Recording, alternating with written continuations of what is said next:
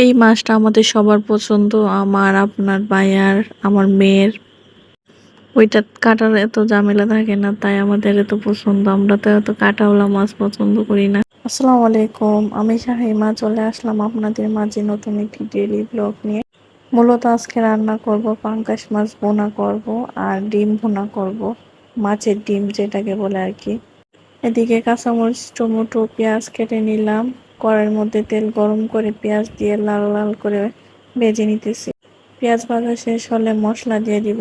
মশলা দেওয়া শেষ হলে মাছগুলো দিয়ে তারপর অল্প একটু পানি দিয়ে ডেকে নেব। এই মাছ আমরা মা মেয়ের অনেক পছন্দ, আপনাদের ভাইও অনেক পছন্দ করে, কিন্তু আমাদের অনেক পছন্দ। আমি আর আয়াত অনেক খাই এগুলা, কারণ কাটার ঝামেলা থাকে না। ফাইনালি মাছ বোনাটা হয়ে গেছে, এখন নামিয়ে নেব।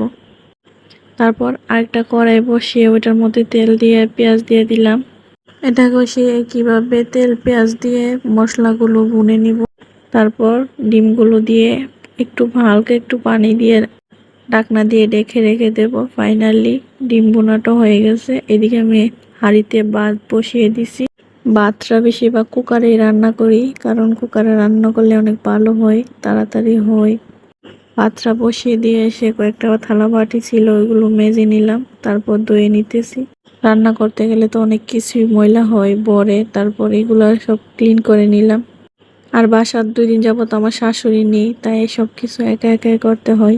এই যে এগুলো ধোয়া শেষ করে এসে দেখে একটা বেল আপনাদের ভাইয়া ভাঙছে, এটা দিয়ে শরবত করা হবে। বেলটা আনা হয়েছিল আমার বাবার বাড়ি থেকে, আমার মা দিয়ে দিছিল আসার সময়। এটা দিয়ে এখন শরবত করে নেব। আমি এমনিতে বেল পছন্দ করি না, কিন্তু শরবত করলে একটু খাইতে পারি। এই যে শরবত করে নিলাম। শরবতটা দেখতে মাশাআল্লাহ অনেক সুন্দর হয়েছিল, খাইতে অনেক মজা হয়েছিল।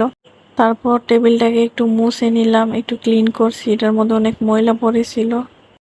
টেবিল মোছা শেষ হয়ে গেলে তারপর ঘরটাকে একটু ঝাড়ু দিয়ে দিছি। সবগুলো রুমই ঝাড়ু দিয়ে দিছি, কিন্তু আজকে আর মুছতে পারবো না, শরীর অনেক ক্লান্ত। তারপর আর কি গোসল করে এসে ভাত খেয়ে নিলাম, ডিম বোনা দিয়ে আর মাছ দিয়ে।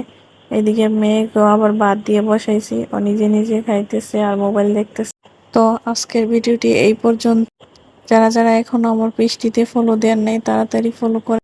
সবাই ভালো থাকেন, সুস্থ থাকেন, নিজের দামি জিনিসের খেয়াল রাখেন। আল্লাহ হাফেজ, আসসালামু আলাইকুম।